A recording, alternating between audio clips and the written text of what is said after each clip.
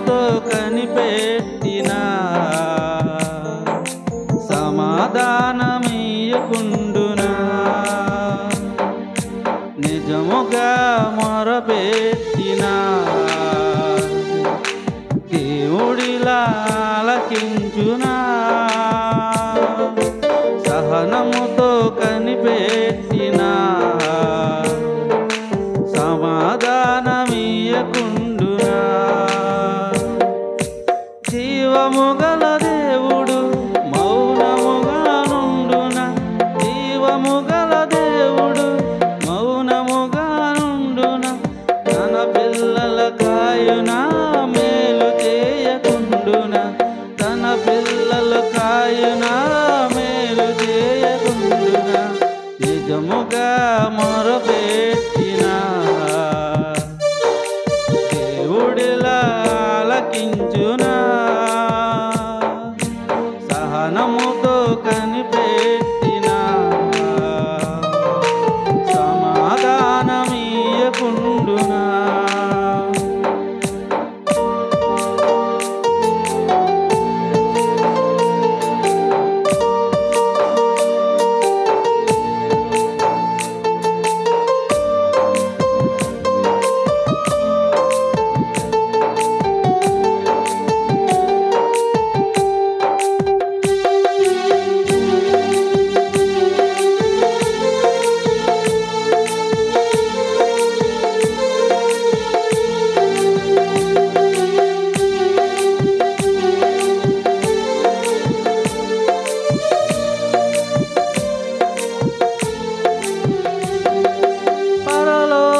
తండ్రి నడిగిన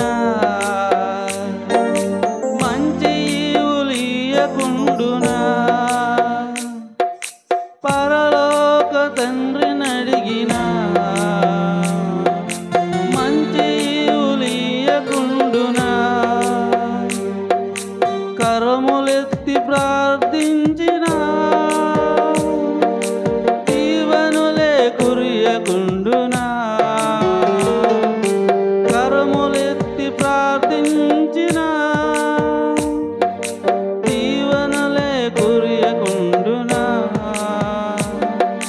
జీవముగల దేవుడు మౌనముగా నుండునా జీవముగల దేవుడు మౌనముగా నుండునా తన పిల్లల కాయునా మేలు చేయకుండునా తన పిల్లల కాయునా మేలు చేయకుండునా నిజముగా మొరపెట్టిన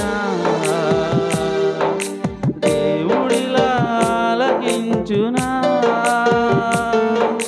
సహనముతో కనిపెట్టిన సమాధానమీయకుండునా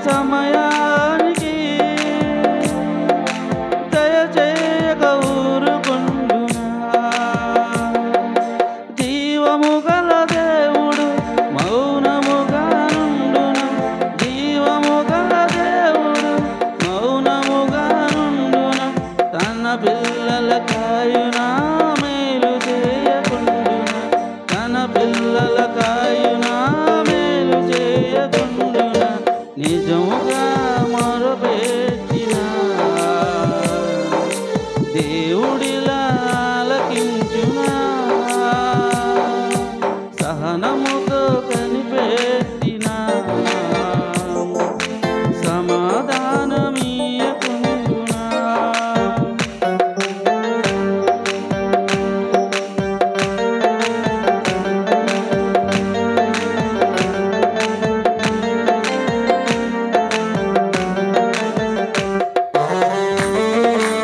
హల్లెలూయా.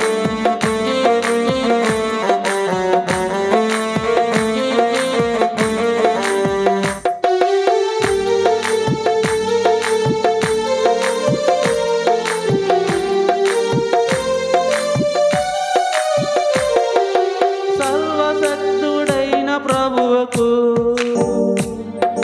సాధ్యమో కానిదుండునా.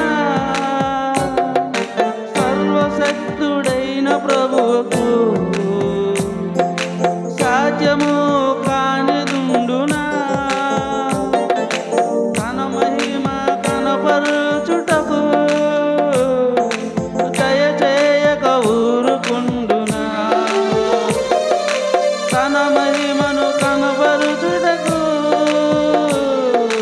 దయచేయక ఊరుకుండునా. జీవము గల దేవుడు మౌనముగా నుండునా.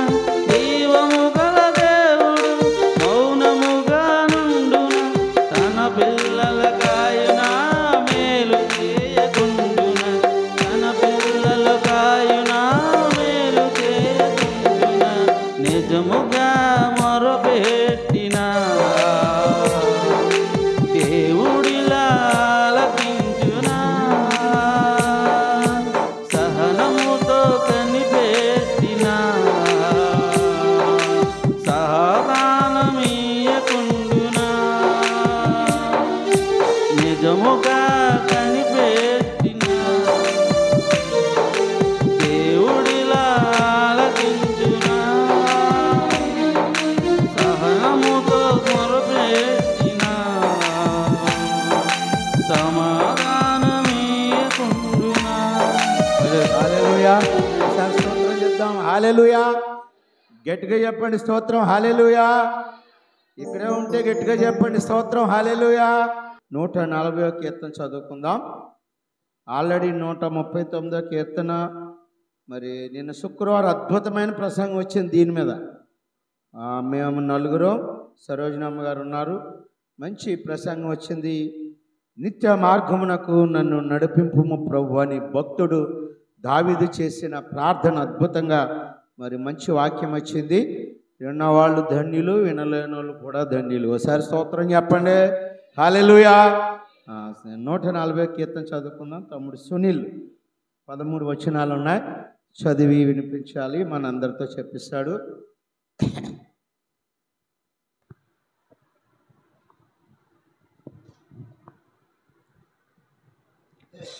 140వ కీర్తన చదువుకుందామండి. యెహోవా దుష్టుల చేతిలో నుండి నన్ను విడిపింపుము. బలాత్కారము చేయువారి చేతిలో పడకుండా నన్ను కాపాడుము. వారు తమ హృదయములలో అపాయకరమైన యోచనలు చేయుదురు. వారు నిత్యము యుద్ధము రేప చూచుచున్నారు. పాము నాలుక వలె వారు తమ నాలుకలు వాడి చేయుదురు. వారి పెదవుల క్రింద సర్పవిషం ఉన్నది. యెహోవా భక్తిహీనుల చేతిలో పడకుండా నన్ను కాపాడుము. బలాత్కారము చేయువారి చేతిలో నుండి నన్ను రక్షింపుము. నేను అడుగు జారిపడినట్లు చేయుటకు వారు ఉద్దేశించుచున్నారు. గర్విష్ఠులు నా కొరకు ఊరిని త్రాళ్లను చాటుగా ఒడ్డి ఉన్నారు. వారు త్రోవ పక్కను వలపరిచి ఉన్నారు. నన్ను పట్టుకొనుటకై ఉచ్చుల నొక్కి ఉన్నారు. అయినను నేను యెహోవాతో ఇలాగు మనవి చేయుచున్నాను. యెహోవా నీవే నా దేవుడవు, నా విజ్ఞాపనలకు చెవియొగ్గుము. ప్రభువైన యెహోవా నా రక్షణ దుర్గము. యుద్ధ దినమున నీవు నా తలను కాయుదువు. యెహోవా భక్తిహీనుల కోరికలను తీర్చకము. వారు అతిశయించుకున్నట్లు వారి ఆలోచనను కొనసాగింపకము. నన్ను చుట్టుకొని వారు తల ఎత్తిన ఎడల వారి పెదవుల చేటు వారిని ముంచునుగాక.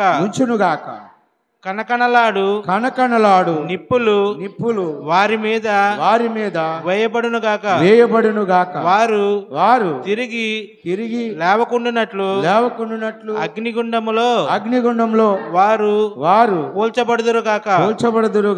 అగాధ జలములలోనికి త్రోయబడుదురుగాక. కొండెములాడు వారు భూమి మీద స్థిరపడకుందురుగాక. అపత్తు బలాత్కారులను తరిమి వారిని పడద్రోయును గాక. బాధింపబడి వారి పక్షమున యెహోవా వాద్యమాడుననియు దరిద్రులకు ఆయన న్యాయము తీర్చుననియు నేనెరుగుదును. నిశ్చయముగా నీతిమంతులు నీ నామమునకు కృతజ్ఞతాస్తుతులు చెల్లించెదరు. యథార్థవంతులు నీ సన్నిధిని నివసించెదరు. దేవుడి వాక్యం దీవించు. చక్కటి కీర్తన చదివిన బిడ్డను దేవుడు తన వినికిడిలో దీవించి ఆస్వాదించును గాక. మీ బైబిల్లో మీ పదిలమైన స్థలాల్లో పెట్టండి. రాష్ట్రమంతా భయంకరమైన వర్షాలు, తిండి లేదు, నిద్ర లేదు, ఇంట్లో పాములు, కప్పలు బెడ్రూమ్లోకి వచ్చేస్తున్నాయి. మరి మంచాల మీదకి చేపలు కూడా వెళ్ళిపోతున్నాయి, కీటకాలు వెళ్ళిపోతున్నాయి. ఆ పరిస్థితి దేవుడు నీకు నాకు ఇవ్వలేదు. అందుని బట్టి దేవునికి స్తుతించు. సుమారు రమారమి లెక్కల్లో ఉన్న వాళ్ళు 40 నుంచి 50 మంది చనిపోయారని వార్తల్లో చదివారు. ఇంకెక్కువ చనిపోయి ఉండొచ్చు. కొన్ని వేల ఆవులు చనిపోయినాయి, కొన్ని వేల గొర్రెలు చనిపోయినాయి. ఇప్పట్లో విజయవాడ ప్రాంతం కోలుకోవాలంటే చాలా సంవత్సరాలు బట్టిలా ఉంది. నీకు కృప ఇచ్చాడు దేవుడు, నీ పైన కనికరాన్ని చూపించాడు దేవుడు, నీతో సహవాసం చేస్తున్నాడు దేవుడు. నిన్ను అద్భుతమైన దీవెనలో దేవుడు నిన్ను బలపరుస్తున్నాడు. మంచి దేవుడు అమ్మా. ఈరోజు మంచి బట్టలు వేసుకున్నావు, ఉదయం మంచి టిఫిన్ తిన్నావు. ఇగో ఈరోజు ఆదివారం దేవుడు నిన్ను తృప్తిపరిచి నీ గిన్నెను నింపాడు. స్తోత్రం. గట్టిగా సార్ అందరూ హల్లెలూయా చేద్దాం. హల్లెలూయా. ఇంకా గట్టిగా చేద్దాం. హల్లెలూయా. స్తోత్రం. పాట పాడుకుంటూ దేవుని సన్నిధిలో చప్పట్లు కొడుతూ దేవుని స్తుతిద్దాం. హల్లెలూయా, హల్లెలూయా.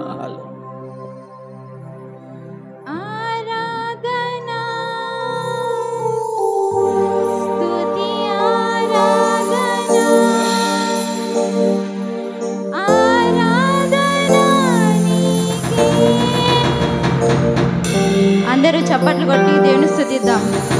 వచ్చిన పాట అందరం చప్పట్లు కొట్టి దేవుని స్తుతిద్దాం. గ్లోరీ గ్లోరీ స్తోత్రం. చప్పట్లు కొడుతూ మహిమ స్తోత్రం.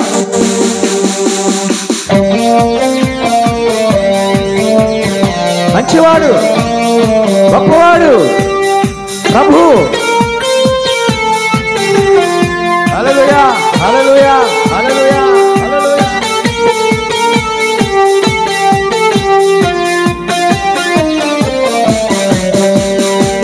మహిమ ఘనత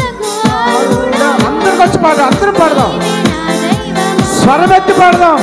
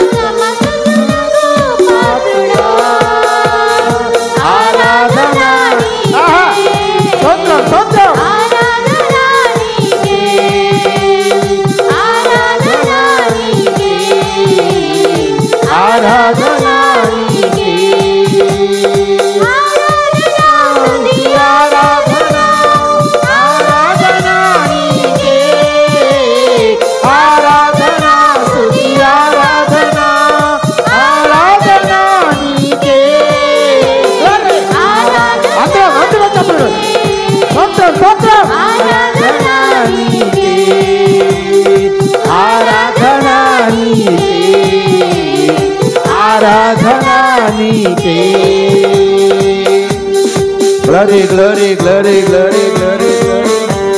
నీకు అన్నం లేకపోతే ఆకాశం నుండి మన్నాను కురిపించాడు. నీకు నీళ్లు లేకపోతే బండ నుండి నీళ్లు ఇచ్చాడు. నీ బ్రతుకాయనే యెహోవా చూసుకున్నాడు.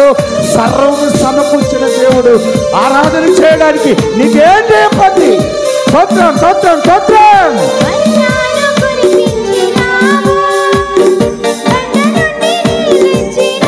హల్లెలూయా.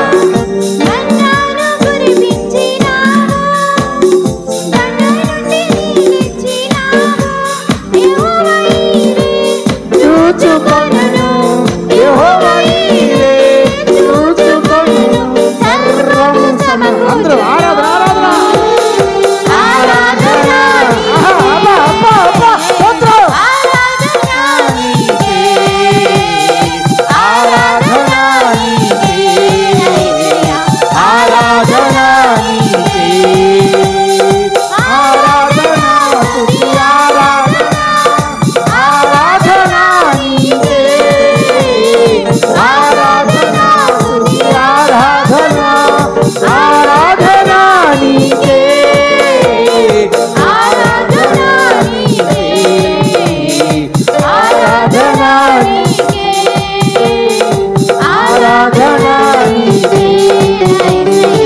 ఆరాధన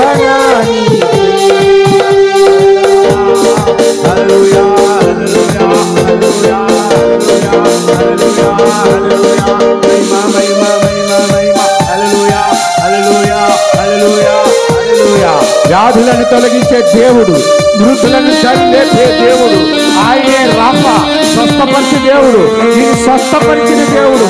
స్తోత్రం స్తోత్రం స్తోత్రం.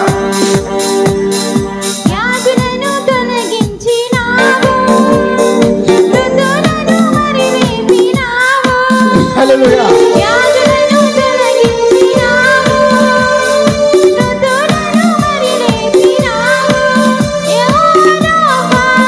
స్వస్థపరచును యెహోవా రాఫా, స్వస్థపరచును స్వస్థపరచును. స్తోత్రం స్తోత్రం ఆరాధన. అందరూ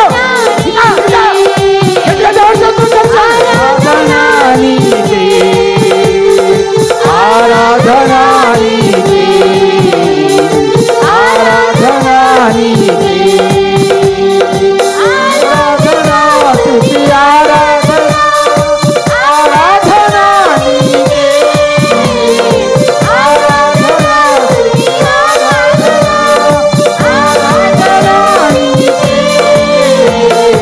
ఆరాధన నీకే, ఆరాధన నీకే, ఆరాధన నీకే, ఆరాధన నీకే. హల్లెలూయా హల్లెలూయా. నీవే నా దైవమా, మహిమగణమకుడవు, నీవే నా దైవమా. సృష్టికర్త ముక్తిదాత, సృష్టికర్త ముక్తిదాత, స్తుతులకు పాత్రుడా. ఆరాధన నీకే, ఆరాధన నీకే.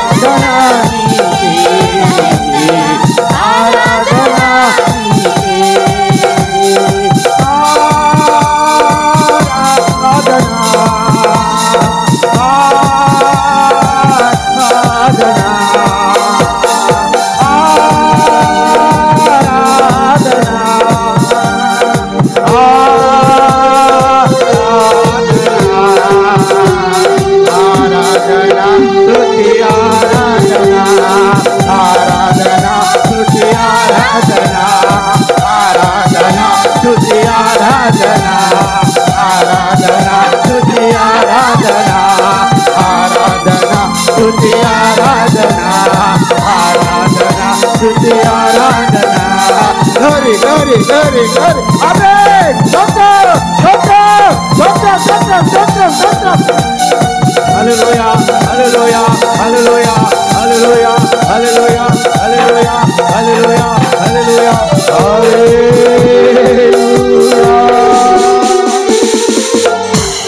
ఆరాధన నీకే, స్తుతి ఆరాధన నీకే, ఆరాధన నీకే, స్తుతి ఆరాధన నీకే. ఈ మధ్యాహ్న కాల సమయంలో దేవుడు మన మధ్యన ఒక ఆత్మను పంపించి చక్కటి వీడి ద్వారా ఆత్మ నడిపింపును దేవుడు దయచేశాడు. అటువంటి దేవునికి అందరూ ఒకసారి రెండు చేతుల పైకెత్తి దేవునికి స్తోత్రం చెల్లిద్దాం. హల్లెలూయా, హల్లెలూయా. దేవానికి స్తోత్రం. నీ నోరు తెరిచి గట్టిగా దేవునికి స్తోత్రం చెల్లిద్దాం. హల్లెలూయా, దేవానికి స్తోత్రం. పరిశుద్ధుడైన దేవా, ఎంత మంచి సమయాన్ని మాకు ఇచ్చావు. ఎవరికి లేని ధన్యతను మాకు ఇచ్చావు. మమ్మల్ని బలపరిచావు, కృప చూపావు, ఆదరించావు. నీ సన్నిధిని మమ్మల్ని నిలబెట్టావు. ఆరాధనకు యోగ్యుడయ్యో. యెహోవా ప్రార్థన మందిరం చిన్న మంద,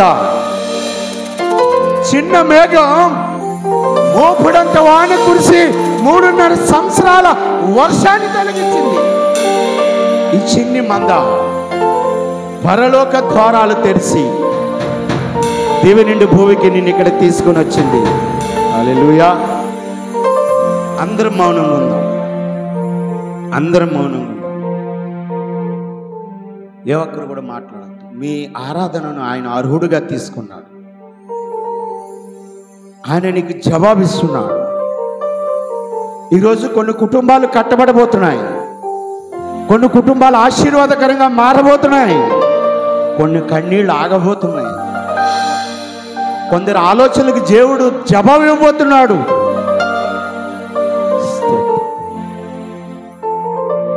సుజాత ప్రార్థన చేస్తా.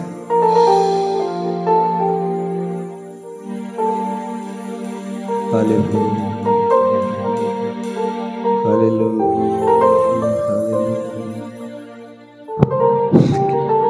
మహోన్నతుడా, మహాగణుడా, పరిశుద్ధుడైన యేసయ్య, నీ ఘనమైన శ్రేష్టమైన నామమునకు లెక్కలేని వందనాలు, స్తుతి స్తోత్రాలు చెల్లించుకున్నాం తండ్రి ప్రభువా. ఇదిగోనైనా యేసయ్య, ఈ దినమునైనా మేము చూడగలిగేమంటే నీ కృప, నీ కాపుదల తండ్రి ప్రభువా. ఎంతో మందినైనా ప్రభా ప్రాణాలతో అల్లాడుచున్నారు తండ్రి ప్రభువా. ఎంతో మందినైనా ఈ దినమునైనా సన్నిధిలో గడపలేకనైనా తండ్రి ఎంతో వేదనతో ఉన్నారు యేసయ్య. నీకే వందనాలు, స్తుతులు స్తోత్రాలు తండ్రి ప్రభువా. ఈ వర్షాలు నైనా ప్రభువా విజయవాడ ప్రాంతంలోనైనా ఎన్నో కుటుంబాలనైనా కోల్పోయి ఉన్నారు తండ్రి ప్రభువా. నీ చిత్తమైతే నేను వర్షాలనైనా ఆఫ్ చేస్తున్నావు, నమ్ముచున్నాము తండ్రి ప్రభువా. ఇగో వాతావరణాన్ని అనుకూలపరుస్తున్నావు, నమ్ముచున్నాను యేసయ్య. నీకే వందనాలు, స్తుతులు స్తోత్రాలు నైనా. ఇంతవరకు నైనా ప్రభువా ఇగో నైనా పాటల్లో మీరున్నారు, కీర్తనలో మీరున్నారు, ఆరాధనలో మీరున్నారు తండ్రి. నీకే వందనాలు, స్తుతులు స్తోత్రాలు తండ్రి ప్రభువా. ఇదిగో నైనా వాక్యంలోకి మేము వెళ్ళుచుండగా తండ్రి ప్రభువా నీ కృప కాపుదల మా మీద ఉంచి ప్రభా. అయ్యా తండ్రి ప్రభా, అయ్యగారు మాట్లాడుచుండగా తండ్రి ప్రభా, ఆయన కాదు ప్రభా మీరుండి ఆయనలో మాట్లాడుచున్నారు కాబట్టి నైనా వాక్యం వినగలే శక్తిని ఇగో నైనా మేము కోల్పోకుండా తండ్రి, ఎట్టి సాతానుగాడు నైనా దోచుకోకుండా తండ్రి ప్రభా నీ వాక్యం ఆలకించే ధన్యత, దీవెన, ఆశీర్వాదము మాకు దయచేయమని యేసయ్య ఉన్నత నామను పట్టుకుని మిక్కిలిగా బతులాడి వేడుకుంటున్నాము పరమ తండ్రి. ఆమేన్. చక్కటి ఆరాధన చేసిన దీపికను, చక్కటి ప్రార్థన చేసిన సుజాతమ్మను దేవుడు తన వెనుకల్లో దీవించి ఆస్వాదించునుగాక. హల్లెలూయా, హల్లెలూయా. మరి ఈ సమయంలో చక్కగా దేవుడు ఇంతవరకు మమ్మల్ని నడిపించాడు. మనం రైట్ టైంలోనే ఉన్నాం. మరి చాలామంది బిడ్డలు రావాలి, కానీ వారికి వర్షం వచ్చినట్టుంది, మనకు వర్షం వచ్చి పోయినట్టుంది. హల్లెలూయా, హల్లెలూయా. హల్లెలూయా చెప్పమని చెప్తలేదటబ్బా. చేతులు ఉన్నాయా రెండుని, నోరులు ఉన్నాయా? గట్టిగా హల్లెలూయా చెప్పండి. హల్లెలూయా. అది ఇక్కడ ఒక 100 మంది ఉన్నట్టు ఉండాలి, ఉన్నది 20 మందే. ఎంతమంది ఉన్నట్టు ఉండాలా? బయట నుంచి ఎవరైనా బాబాయ్ యెహోవా ప్రార్థన మందిలో 100 మంది ఉన్నారని చెప్పుకోవాలి బయట నుంచి. చాలా అద్భుతం. మీ అందరికీ నేను కృతజ్ఞుడిని. ఎందుకంటే ఇంత వర్షంలో ఇంత స్లమ్, బయట ఎంత వాటర్ ఉందో అవన్నీ ఛేదించుకొని దేవుని సన్నిధిలో ఆరాధన చేయాలి, పాటలు పాడాలి, కీర్తనలు చదవాలి, వాక్యం వినాలని ప్రేరేపితమే వచ్చిన మీ మనసుకు ప్రత్యేకమైన వందనాలు. దాన్ని బట్టి నీకు స్తోత్రాలు. అలా చేయండి, సంతోషం. మన మధ్యలోనికి మరి ఆసాప్ గారు వచ్చారు. మరి లాస్ట్ ఇయర్ నా బర్త్డేకి మంచి పాట పాడారు.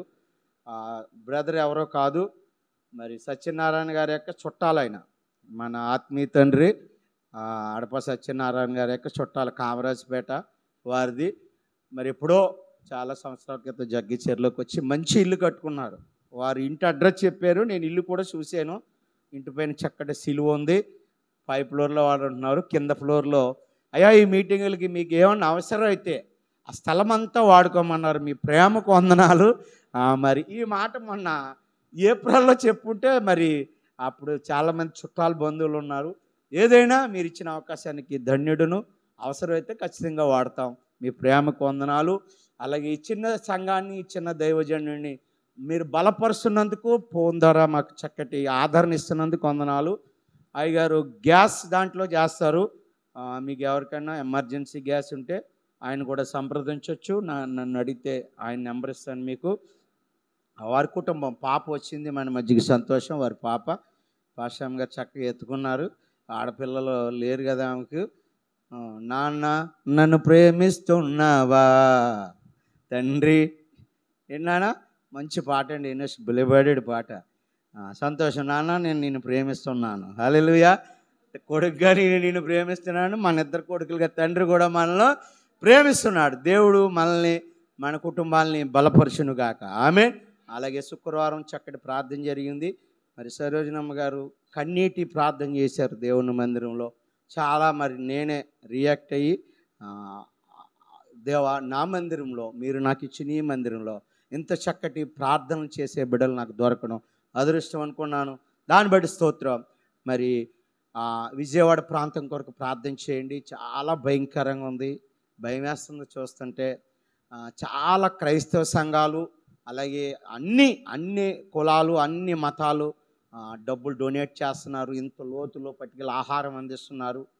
మరి అప్రిషియేట్ తమ్ముడు సునీల్, వారి జీతం నుంచి 2000 రూపాయలు కట్ చేసుకున్నారంట ఆ వరద బాధితులకు ఇవ్వడానికి.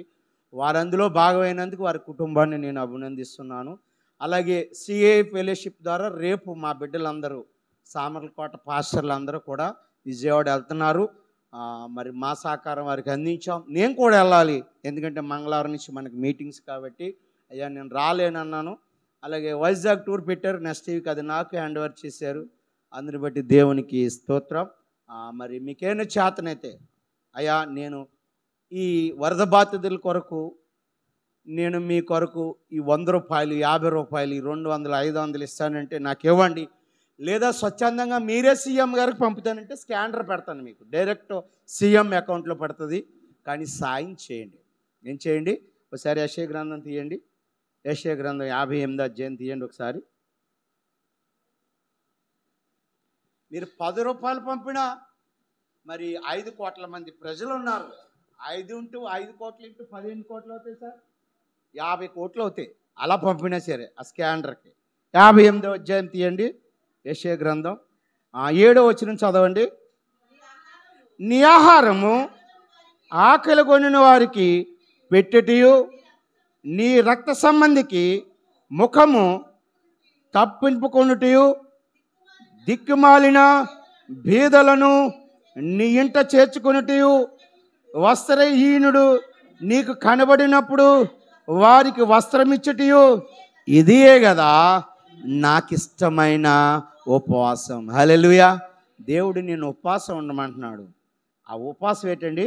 దిక్కుమాలిన బీదలను నీ ఇంట చేర్చుకొనుటయు, వస్త్రం లేనివాడికి వస్త్రాలు ఇచ్చుటయు, నీ ఆహారం ఆకలి కొనివాడికి పెట్టియు, ఇదే కదా నాకు ఇష్టమైన ఉపవాసం. దేవుడు కూడా అదే చెప్తున్నాడు. వాళ్ళకి లేక కాదు, బట్టలు కుళ్ళు కొంపొచ్చేస్తున్నాయి, దుప్పట్లో కప్పుకుంటే దుప్పటి తీస్తే అందులోంచి తేళ్ళు జెర్లు పడుతున్నాయి. ఆహారం హెలికాప్టర్ నుంచి పడిసేస్తున్నారు కిందన. ఆ తొన్నుకుని లోపల అన్నం పొట్లాలు ఇడిపోయి పోతున్నాయి. చాలా భయంకరమైన దుర్భర పరిస్థితుల్లో ఉన్నారు విజయవాడ ప్రజలు. కాబట్టి వారి కొరకు ముందు ప్రార్థన చేయండి. యెహోవా ఈరే ప్రార్థనా మందిర్ గ్రూప్లో స్కానర్ పెడతాను, డైరెక్ట్ సీఎం గారికి వెళ్ళిపోతుంది ఆ స్కానరు. మీరు 10 రూపాయలు పంపండి. లేదా రేపు మా బిడ్డలు వెళ్తున్నారు, అయ్యా నా తరపున 20 రూపాయలు ఇవ్వండి అంటే 20 రూపాయలకి ఏమొస్తాయి అనుకుంటున్నారా? సామర్లకోటలో మాకు తెలిసిన బేకరీ ఉంది, దానికి రిపేర్ లేని మేజర్ వస్తే నేనే వెళ్తా.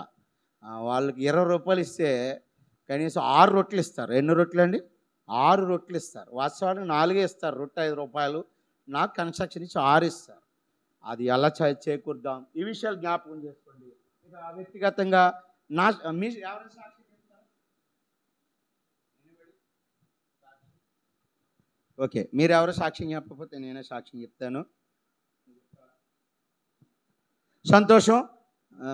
ప్రైజీ గారి సాక్ష్యం, దైవజనుడికి వాళ్ళ ఇంటికాడ పండిన తోటకూర తెచ్చి ఒక పూట కూరకు మమ్మల్ని దేవుడు ఆశీర్వదించాడు. హల్లెలూయా చెప్పండి. హల్లెలూయా. ఫ్రెష్ తోటకూర ప్రైజీ గారికి, నిషి గారికి, పండించిన వాళ్ళ అమ్మకి, సాయం చేసి నీళ్ళు వేసిన వాళ్ళ నాన్నకి ప్రత్యేకమైన వందనాలు. తోటకూరకు నీళ్ళు వేసిన వాళ్ళ నాన్నకి. అర్థమవుతుందండి. సంతోషం. మరి నా సాక్షి ఏంటంటే, లక్షవారం నాడు రాత్రి పెద్దాపురం జపన్య శాస్త్రి గారి మీటింగ్కి వెళ్ళాను. ఎక్కడికండి? సుమారుగా 1500 నుంచి 1800, ఒక 2000 మంది అనుకోండి. 2000 మంది వచ్చారు.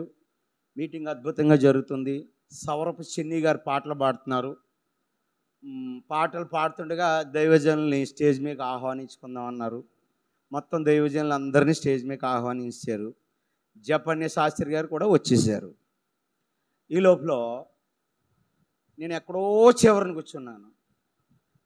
అధ్యక్షులు వారు మైక్ అందుకొని పిఠాపురంలో పరిచయం చేస్తున్న జాన్ బుజ్జి గారు వచ్చి మన మధ్యలో స్టేజ్ ఎక్కుతారని ఆశపడుతున్నాను, మేము ప్రేమపూర్వకంగా ఆహ్వానించామన్నా అన్నారు. హల్లెలూయా. నేనెక్కడా, నా బ్రతికి ఎక్కడా, నేనెక్కడా, నా జీవితం ఎక్కడా, జపన్య శాస్త్రి గారు ఎక్కడా, సౌరభ చిన్ని ఎక్కడా, 2000 మంది మీటింగ్ ఎక్కడా, ఎక్కడో జనాల్లో కూర్చున్న నన్ను పేరు పెట్టి స్టేజ్ ఎక్కించి జపన్య శాస్త్రి గారు వెనకాల కూర్చోబెట్టారు. హల్లెలూయా. నేను ధన్యుడని. అంటే జపన్య శాస్త్రి గారు వెనకాల కూర్చున్నానని కాదు, పేరు పెంపు లేనోని పేరు పెట్టి స్టేజ్ మీదకి నన్ను ఆహ్వానించినందుకు నేను ధన్యుడను. ఇకపోతే శనివారం, ఎప్పుడండి? శనివారం, శుక్రవారం మరి చింతలూరులో ఒక అద్భుతమైన కార్యం జరిగింది. నేను 16 రాష్ట్రాల్లోనే ఎట్టాను, కానీ ఈ లెక్క పెడితే 25 రాష్ట్రాలు ఉన్నాయి. ఏంటండి? 25 రాష్ట్రాల్లో నేషనల్ క్రిస్టియన్ కౌన్సిల్ అనే ఒక సంస్థ పనిచేస్తుంది. వీరి ఉద్దేశం ఏంటంటే, అన్యాయంగా ఎవరినైనా క్రైస్తవులు హింసిస్తే వారి తరపుని కోట్లకు డబ్బులు ఖర్చు పెట్టే క్రైస్తవులందరినీ బయటకు తీసుకొని వస్తుంది. ప్లస్ పేదల్ని ఆస్వాదిస్తుంది. ఇంచుమించు 25 స్టేట్లు ఉన్నాయి. మరి ఆ స్టేట్లో 25 స్టేట్లో పిఠాపురం కాన్స్టిట్యున్సీ అంటే పిఠాపురం నియోజకవర్గం 3 మండలాలు, ఉప్పాడ కొత్తపల్లి, గొల్లపల్లి మండలం, పిఠాపురం మండలం. ఎన్ని మండలాలు? 3 మండలాలకి నన్ను కాన్స్టెంట్రీ ట్రెజరర్ ఆఫ్ పిఠాపురం అని అపాయింట్ చేసి నాకు అపాయింట్మెంట్ ఆర్డర్ ఇచ్చారు. హల్లెలూయా. హల్లెలూయా. ఏమి ఇచ్చారండి? అపాయింట్మెంట్ ఆర్డర్ ఇచ్చారు. ప్లస్ పార్టిసిపేషన్ సర్టిఫికేట్ కూడా ఇచ్చారు నాకు. మరి ఈ దైవజనుడు యెహోవా ఈరే ప్రార్థన మందిలో ఎంతమంది ఉన్నారు ఇప్పుడు? సంఘం 25 మంది ఉన్నారు ఇప్పుడు, వచ్చిన వాళ్ళతో కలిపి. మన సంఘం అంతా కలిపి ఇంకో 10 మంది ఉంటారేమో, అందరినీ లాక్కొస్తే 35 మంది ఉన్నారు. నేను ఎన్ని రాష్ట్రాల్లో ఇప్పుడు నా ఫోటో ప్రచురించబడుతుంది? 25 రాష్ట్రాలు. ఎన్ని రాష్ట్రాలు? భారతదేశంలో ఎన్ని రాష్ట్రాలు ఉన్నాయి మొత్తం? చెప్పాలి. చేసి అటు చూస్తే కదా న్యాయంగా చేసి రాష్ట్రాలు చెప్పు, ఓటర్ కాదు. ఎన్ని రాష్ట్రాలు ఉన్నాయి తర్వాత చెప్పుకుందాంలే. ఇంచుమించుగా కాశ్మీర్తో కలిపి 29 రాష్ట్రాలు ఉన్నాయి. ఎన్ని రాష్ట్రాలండి? 9 కేంద్రపాలిత ప్రాంతాలు ఉన్నాయి. ఇప్పుడు లడక్కను కొత్తగా కేంద్రపాలిత ప్రాంతం చేశారు. 10 కేంద్రపాలిత ప్రాంతాలు ఉన్నాయి. 29 రాష్ట్రాలు ఉన్నాయి భారతదేశంలో. అంటే సుమారుగా మోర్ దెన్ 90% ఏ కంప్యూటర్ ఓపెన్ చేసినా ఎన్సిసి అని కొడితే పిఠాపురం ట్రెజరర్ ఎవరంటే నేను వస్తాను. అసలే డబ్బులకి నాకు పిచ్చి, తీసుకొచ్చి ఆ డబ్బులు సెంచి నాకే అప్పు చెప్పారు. దీని యాక్టివేషను డిసెంబర్లో ప్రారంభమవుతుంది. మా యాక్షను ఇంకా 4 నెలలు ఉంది. దేవుడు నన్ను ఇంతగా గణపరిచాడని నేను సాక్ష్యం చెప్తున్నాను. హల్లెలూయా, హల్లెలూయా. నేను ఒక మొన్న మెసేజ్ పెట్టాను, వాడు వీడు నిన్ను అందలం ఎక్కియడం ఎందుకు, సరైన భక్తి ఉంటే దేవుడే నిన్ను అందలం ఎక్కిస్తాడని. దేవుడు నా పట్ల కృప చూపాడు. నేను గర్వంగా ఫీల్ అవుతున్నాను. దీన్ని మిస్యూజ్ చేయడానికి కాదు, పదవి వచ్చిందని సంకలు కొట్టుకోవడానికి కాదు, నేను దేవుడు నన్ను పిలిచాడనడానికి ఇది నిదర్శనం. హల్లెలూయా. దేవుడు నన్ను పిలిచాడు. పిఠాపురం మండలంలో పాస్టర్ లేరా? వేల మంది సంఘాలు ఉన్న పాస్టర్ లేరా? నేషనల్ క్రిస్టియన్ కౌన్సిల్ అంటే 25 రాష్ట్రాల్లో, అంటే రాష్ట్రాల్లో ఉందంటే దేశాల పరిధిలో కూడా ఉంటుంది కదా. నాకు కలిగిన భాగ్యం ఏంటి తెలుసండి, ఈ 25 రాష్ట్రాలు కూడా నేను తిరుగుతాను. హల్లెలూయా. ఇయర్లీ వన్స్ ఒక మీటింగ్ ఉంటుంది ఈ ఎగ్జిక్యూటివ్ బోర్డు మెంబర్స్ అందరికీ. నేను కూడా ఈ 25 రాష్ట్రాల్లో తిరుగుతాను. దేవుడు నన్ను ఇంతగా గణపరిచాడు కాబట్టి మీ సంఘ సేవకుడిగా ఈ ఘనత మీకు కూడా ఆపాదిస్తున్నాను. హల్లెలూయా, హల్లెలూయా. ఇంత ఎదగడానికి కారణం మీ సహకారం లేకపోతే, మీ ప్రార్థనా సహకారం, ఇలా మీ అటెండెన్స్ లేకపోతే నేను ఇంతగా ఎదగలేను. నా జీవితంలో మొట్టమొదటి హోదా కలిగిన పత్రం. హల్లెలూయా. చాలా పత్రాలు అందుకున్నాను, ఉద్యోగంలో పత్రాలు అందుకున్నాను, చాలా పత్రాలు అందుకున్నాను. కానీ నేషనల్ వైడ్, ఎక్కడండి నేషనల్ వైడ్ గుర్తించబడడం ఇదే మొదటిసారి. మా అబ్బాయిలు దీన్ని ప్రేమ కట్టి మా ఇంట్లో తగిలించండి, మందిరంలో తగిలించద్దు. ఎందుకంటే మందిరంలో దేవుడికే ఘనత రావాలి, ఇంకెవరికి ఈ ఫోటో కూడా ఎందుకు పెట్టానంటే పేదల సహాయార్థం అని ఒక పేరు రాసి పెట్టారండి చక్కగా. ఏంటంటే honouring for humanization of service to poor and needy. పేదలకు చాలా సహకారిగా బోర్డు సహాయ కార్యక్రమాలు చేస్తాడు కాబట్టి ఇతనికి ఈ అవార్డు ఇస్తున్నానని ఇది ఇచ్చారు కాబట్టి దీన్ని ఇక్కడ పెట్టాను. నా గొప్ప గారు కాదు, ఎవరన్నా కొత్త వాళ్ళు మందిరంకి వచ్చినప్పుడు దీన్ని చూస్తారని. కీర్తించబడేవాడు దేవుడు, ఆరాధించబడేవాడు దేవుడు, గొప్పబడేవాడు దేవుడు. అటు రీతికి సాక్ష్యాన్ని దీవించునుగాక. వాక్యం మరి పెద్ద సందేశం ఏం కాదు, కానీ బయటికి వెళ్ళిన వర్షాలు ఉన్నాయి కాబట్టి ఒక 5 నిమిషాలు కుడి అయినా ఎడమైనా తట్టుకోండి. మన మధ్యలో మరి ఆసాప్ గారు ఉన్నారు, మంచి పాట పాడి దేవుని సన్నిధిలో దేవుణ్ణి స్తుతిస్తారు. 2 బ్రదర్. అలాగే మరి మీటింగుల కొరకు అనంతరం చెప్పుకుందాం.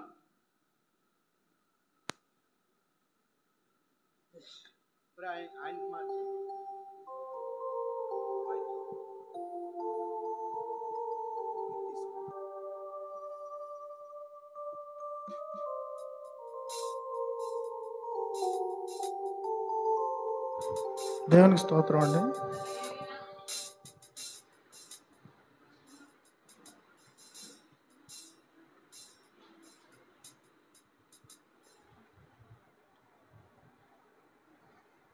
యేసే నా పరిహారి, ప్రియ యేసే నా పరిహారి,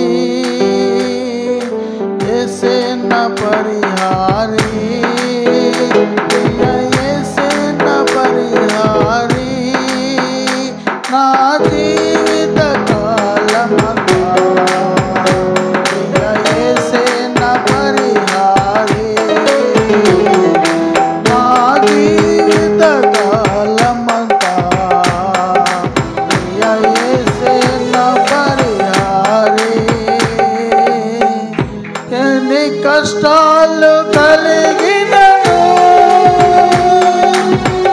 కృంగదీసే బాధలను, ఎన్ని కష్టాలు కలిగినను, నన్ను కృంగదీసే బాధలను, ఎన్ని నష్టాలు వాటిల్లినా ప్రియ యేసే నా పరిహారి.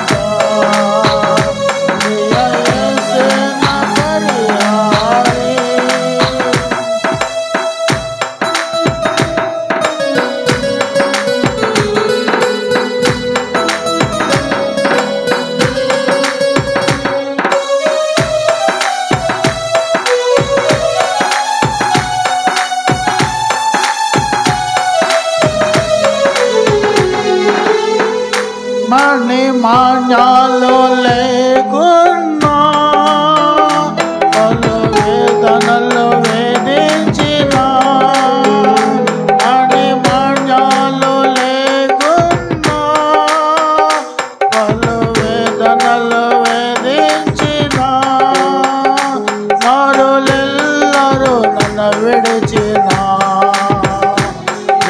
యేసే నా పరిహారే మారులెల్లరూ నన్ను విడిచిన యేసే నా పరిహారే యేసే నా పరిహారే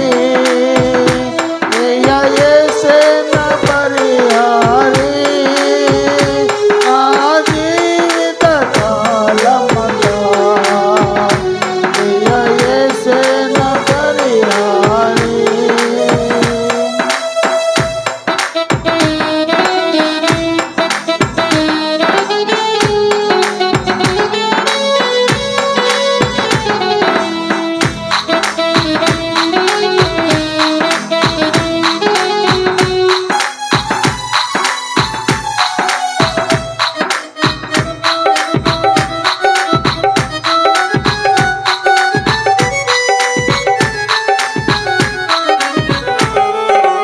నన్ను శత్రువును వెంబడించిన నన్ను శత్రువు ఎదిరించిన నన్ను సాతాను వెంబడించిన నన్ను శత్రువు ఎదిరించిన పలు నిందలు నన్ను చుట్టిన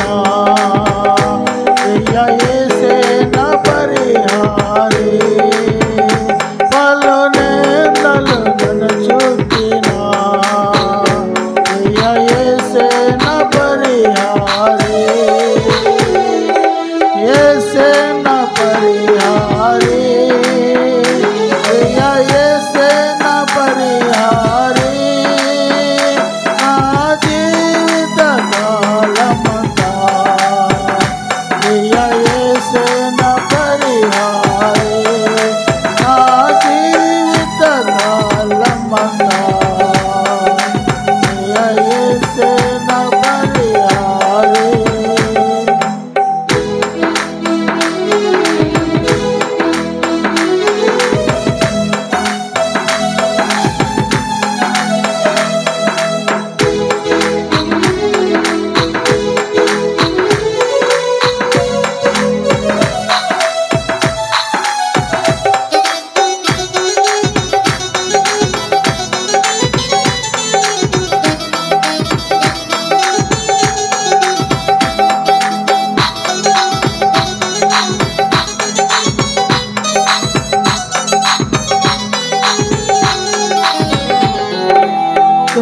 నీవే నా ఆధారము నీ ప్రేమకు సాటెవ్వరు దేవా నీవే నా ఆధారము నీ ప్రేమకు సాటెవ్వరు నా జీవిత కాలమంతా నేను పాడి స్తుతించెదను నా జీవిత కాలమంతా నేను పాడి స్తుతించెదను యేసే నా పరిహారే యేసే నా పరిహారే నా జీవిత కాలమంతా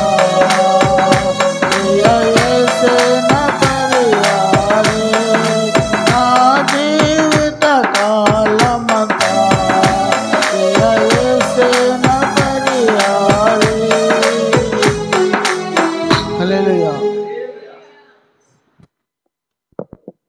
చాలా సంతోషం అండి. మంచి పాట పాడారు. ఎందుకంటే ఈ పాట ఆయన పేరు సుక్కులు గారు అండి. అయ్యా లావు ఉండి ఎత్తుకుంటారు కదా, సుక్కులు గారు కదండి. సుక్కులు గారు అద్భుతంగా పాడేవారు కుమారపురం చర్చిలో. చాలా సంతోషం. మంచి పాట పాడి మళ్ళీ పాత పాటను మాకు గుర్తు చేసినందుకు చాలా సంతోషం. తడవ చేయకుండా దేవుని వాక్యాన్ని విందాం. దానికంటే ముందు మరి ఈ నెల కరెంటు బిల్లు స్నేహ గారు అలా చెల్లి దేవి వాళ్ళ మరిది గారు కట్టారు. దేవుని మందిరంలో చక్కటి ప్రేరణ కలిగి గొప్ప మనసు ఇచ్చినందుకు వారికి వారి తరపున మీకు కుటుంబ తరపు ప్రత్యేకమైన వందనాలు. వారు చాలా ముగ్గురు కూడా జ్వరంతో ఈ దినం మందిరంలో కూర్చున్నారండి. అది ఆసక్తి, అందరి వేటి సూత్రాలు. మా రచన గారు కాకినాడ ప్రోగ్రాంకి వెళ్ళి ఉట్టిన దేవుని మందిరానికి వచ్చారు. వారికి కూడా ప్రత్యేకమైన వందనాలు. దేవుడు మీ ఆసక్తిని కనుపరిచి ఇంత భయంకరమైన వర్షంలో కూడా నన్ను బలపరచడానికి వచ్చిన మీ అందరికీ ప్రత్యేకమైన వందనాలు. దేవుని పేరట మీ అందరికీ ప్రత్యేకమైన వందనాలు. ఒకసారి హల్లెలూయా చెప్పండి, గట్టిగా చెప్పండి, ఇంకా గట్టిగా చెప్పండి. అంటే మీ హల్లెలూయా నాకు ఛార్జింగ్ ఇస్తుందని, అంతే తప్ప వేరే విధం కాదు. నాకు డబ్బులు వస్తాయని కాదు, ఏం కాదు. మీ హల్లెలూయా నాకు ఏమవుతుందండి? ఛార్జింగ్ ఇస్తుంది. అంటే హుషారుగా దేవుని వాక్యం చెప్తాను. హుషారుగా ఒక గంట చెప్పిన ప్రైజ్ అల్లిపోతాయి.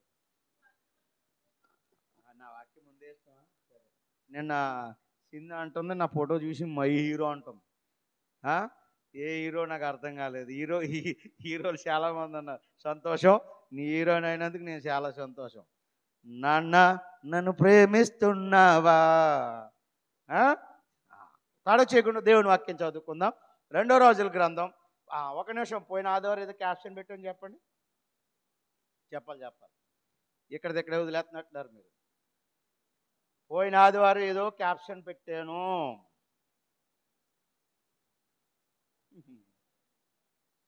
ఎంత మంచి భక్తులండి. మీ భక్తి చల్లగుండా ఆమెన్ చెప్పండి. ఆమెన్. మీ భక్తి శిఖరాల పైన ఉండా ఆమెన్ చెప్పండి. సంతోషం. దానికి బలి చెప్తున్నారు, మా భక్తి శిఖరాల పైన ఉండాలని.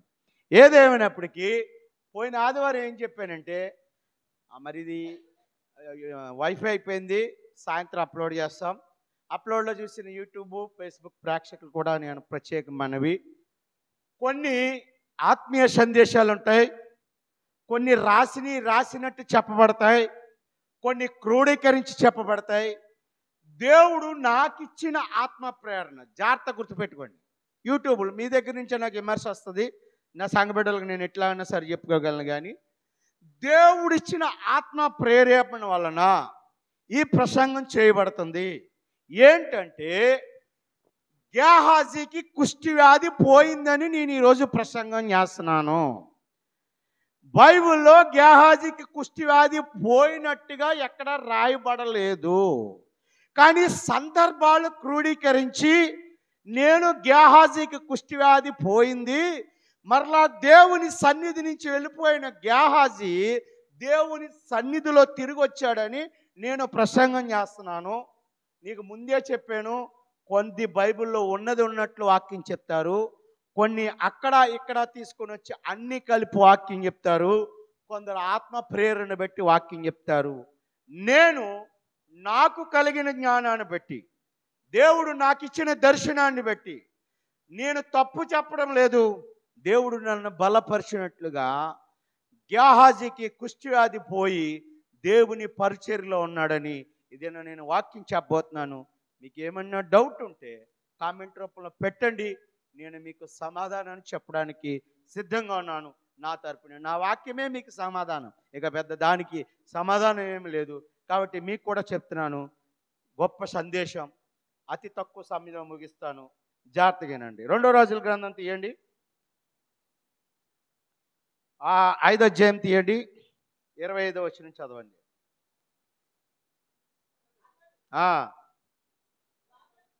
అతడు లోపలికి పోయి తన యజమానుని ముందర నిలువగా ఎలీషా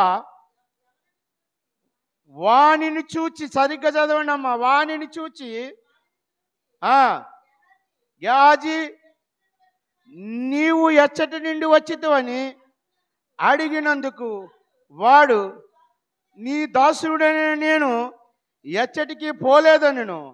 అంతటి ఎలీషా వానితో, ఆ మనుషుడు రథము దిగి నిన్ను ఎదుర్కొంటకు తిరిగి వచ్చినప్పుడు నా మనస్సు నీతో రాలేదా? ఇప్పుడు వాక్యం మీకు అర్థమైంది అనుకుంటాను, చదివింది. ఈ వాక్యం మీకు అర్థం అవ్వాలంటే కొద్దిగా ఎదర చిన్న కథ చెప్తాను. దాన్ని ఏమంటారంటే షార్ట్ స్టోరీ. ఏం కథ అండి? చిన్ని కథ చెప్తాను, జాగ్రత్తగా. సిరియా దేశంలో నయమాన్ అనే ఒక సైన్యాధిపతి ఉన్నాడు. ఏ దేశంలో? అతను చాలా బలవంతుడు. సైన్యాధిపతి అంటే సైన్యములకు అధిపతి. ఎవరండి? భూలోక సైన్యాధిపతి, పరలోక సైన్యాధిపతి కాదు. ఎవరు పరలోక సైన్యాధిపతి? ఎవరు? యెహోవా దేవుడు. ఎవరండి పరలోక సైన్యాధిపతి? ఎవరు? యెహోవా దేవుడు. ఇతను భూలోకంలో ఒక రాజ్యం ఉంటుంది, ఆ రాజ్యంలో సైన్యం ఉంటుంది. ఆ సైన్యానికి సైన్యాధిపతి రాజు మాత్రం కాదు. రాజు ఎవరంటే సిరియా రాజు అని అక్కడ రాసింది. ఎవరండి? సిరియా రాజు. కొద్దిగా ఎదరికెళ్తే దానికి కొద్దిగా ఎదరికెళ్తే ఆయన పేరు బెన్హదద్ అని కూడా రాసి ఉన్నది. ఏ రాజు అండి? బెన్హదద్ అనే రాసి కూడా తర్వాత అధ్యాయంలోకి వెళ్తే రాసి ఉంటుంది. అయితే ఈ రాజ్యంలో ఇతను చాలా బలవంతుడు, చేయత్తరు మనిషి. కానీ అతనికి ఒక రోగం ఉంది, అదే కుష్టు వ్యాధి. ఏదండి? చెప్పాలి. ఏ వ్యాధి? మీరు మౌనంగా ఉంటే నా బండి ఎదరికి వెళ్తా, ఛార్జింగ్ అవ్వదు నాకు. నేను అడిగిన మాటకి మీరు వెంటనే టకేలమని సమాధానం చెప్పేశారనుకో, నేను ఎదరికి వెళ్ళిపోతాను. నేను ఎదరికి వెళ్ళలేదనుకో, ఇక్కడ మట్టి వాన, ఇంటికాడ పోకోడీలు అలాగే ఉంటాయి, ఇంటికాడ చపాతీ దాన్ని ఏమంటారు, బజ్జీలు అలాగే ఉంటాయి. మీ బజ్జీలు చల్లగా ఉంటాయి. బజ్జీలు చల్లగా ఉంటే బాగుంటాయి తినడానికి. తప్పు మాట్లాడుతున్నారు పాస్టర్ గారు. బజ్జీలు వేడిగా ఉండని చెప్పాలి. ఏం చెప్పాలా? బజ్జీలు వేడిగా ఉండ. మీకు ఇష్టం లేదో తెలియదు, నాకు మాత్రం చాలా ఇష్టం. 7 బజ్జీలు అన్నా, 7 పునుకులు అన్నా, 7 సమోసాలు అన్నా. దేవుడు నన్ను దీవించును కాక. ఆమెను చెప్పండి. ఇటు నన్ను దీవించమని ఆమెను చెప్పమంటే కూడా మాట్లాడతలేదంటే వాళ్ళు అలా పెట్టుకుని ఇలా ఉండిపోతున్నారు. మీరు ఏమన్నా ఏటది సింహాచలం కొండపైన రిషి కొండల పైన ఫోటోషూట్కి కానీ వెళ్ళారేటి? ఇక్కడే రిషి అవి లేవు, కొండలో కెమెరా లేవు, ఉన్న ఒక కెమెరా నా ఒప్పుంది. అర్థమవుతుందండి? సిరియా దేశంలో ఈ సైన్యాధిపతికి ఏ వ్యాధి ఉంది? కుష్ఠరోగం ఉంది. కుష్ఠరోగం ఉండే ఇతను సైన్యాధిపతిగా చేస్తున్నాడు, కానీ చాలా ఇబ్బంది పడుతున్నాడు రోగాన్ని బట్టి, తనకు ఉన్న రోగాన్ని బట్టి. ఒళ్ళంతా బట్టలు కప్పేసుకుంటున్నాడు, రాజమందిరిలోకి వెళ్తున్నాడు, చూసుకుంటున్నాడు. ఆ కాలంటే కిందకి రసిగారిపోతుంది. ఆ రాజమందిరిలో ఉండలేక మళ్ళీ తిరిగి వెళ్ళిపోతున్నాడు. అయితే ఇతను ఇశ్రాయేలుతో యుద్ధం చేసినప్పుడు నాన్న కొద్ది సౌండ్ పెంచు. ఇశ్రాయేలుతో యుద్ధం చేసినప్పుడు ఒక చిన్నదాన్ని తెచ్చుకున్నాడు. ఆమెకు మంచి సాక్ష్యం చెప్పింది. అయ్యా మా దేశంలో ఎలీషా అనే ఒక గొప్ప ప్రవక్త ఉన్నాడు. ఏ ప్రవక్త అండి? ఏలియాకి ఎలీషాకి చాలా తేడా ఉంది. ఏలియా గురువు గారు, ఇదే మైక్. ఏలియా గురువు గారు, ఏలియాకు ఎలీషాకు చాలా తేడా ఉంది. ఏలియా గురువు గారు, ఎలీషా చెప్పాలి.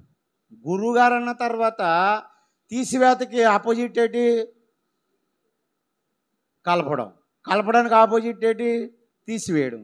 గురువుగారు అన్నప్పుడు ఆటోమేటిక్గా శిష్యుడు వచ్చేస్తుంది. అది చెప్పడానికి కూడా తీసివేత. సంతోషం. హల్లెలూయా. సరే, ఈ ఎలీషా గారు ఉన్నారు. మీరు అక్కడికి వెళ్తే మా గురుగారు ప్రార్థన చేసి మీకు చక్కటి స్వస్థత ఇస్తారంటే ముందు కొంచెం బెట్టి చేస్తాడు. లేదా రోగం ఉంది కాబట్టి రాజుగారు తన భార్య పర్మిషన్ తీసుకుని వెళ్ళి ఎలీషా గారి దగ్గరికి వెళ్తాడు. ఎలీషా గారి దగ్గరికి వెళ్ళిన తర్వాత ఎలీషా గారు ఏమంటారంటే, యేసుబాబుని నమ్ముకుని వచ్చిన వాళ్ళు ఎవరిని తోసేరు ఎవరు. ఎలీషా గారు ఎవరంటే యోర్దాను నదిలో 7 సార్లు స్నానం చేయమంటాడు. స్నానం చేయమంటే ఇలాంటి నదులు మా దేశంలో లేవా? యోర్దాను నది ఏమైనా పెట్టి పుట్టిందా? యోర్దాను నది పెట్టి పుట్టలేదు. యోర్దాను నదిలో స్నానం చేయమన్నోడు మాట పెట్టి పుట్టింది. హల్లెలూయా. యోర్దాను నదికి ఈ రోజు ఉంది యోర్దాను నది, దాన్ని జోర్డాన్ అంటారు. ఈజిప్ట్ ప్రాంతంలో ఉంది. ఇప్పుడు మునిగితే ఎవరికి కుష్ఠరోగం బాదు. ఆ మాట ఇచ్చినోడు గొప్పవాడు, ఆ మాట ఇప్పించిన వాడు ఇంకా గొప్పవాడు. యోర్దాను నదిలో స్నానం చేయమంటే కోపం వస్తుంది, మళ్ళీ వెనక్కి వెళ్ళిపోతాడు, మళ్ళీ ముందుకు వస్తాడు. మొత్తానికి 7 సార్లు ములుగుతాడు. మొదటిసారి ములుగుతాడు, చూసుకుంటాడు, ఆ బాబాయ్ ఏం పోదా. రెండోసారి ములుగుతాడు, ఈయన మాటలు నిజమవుతాయి అంటావా అంటాడు, పోదు. మూడోసారి ములుగుతాడు, 4, 5, 6, 7ఓసారి ఇలా ములగగానే దేహం అంట పసిపిల్ల దేహం అయిపోద్దంట. ఏమైపోద్ది? పసిపిల్ల దేహం అయిపోద్దంట. నేను ఎంతో ఆనందపడిపోయి సంతోషపడిపోయి, ఎలీషా గారండి మీలాంటి భక్తుడు మా దేశంలో ఉంటే మేము ఎంతో ధన్యులం అవుతామండి. ఇశ్రాయేల్ దేశంలో మీరున్నందుకు వాళ్ళు ఎంత అదృష్టవంతులండి.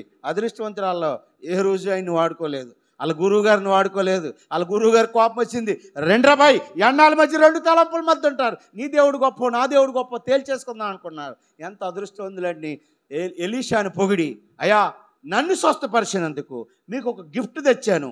ఏంటండి? బట్టలు, బంగారం, వెండి, యావలు చాలా గిఫ్ట్లు తెచ్చాను, వస్త్రాలు తెచ్చాను, మీరు తీసుకోండి అంటే, నా దేవుడు నన్ను పోషించగల సమర్థుడు.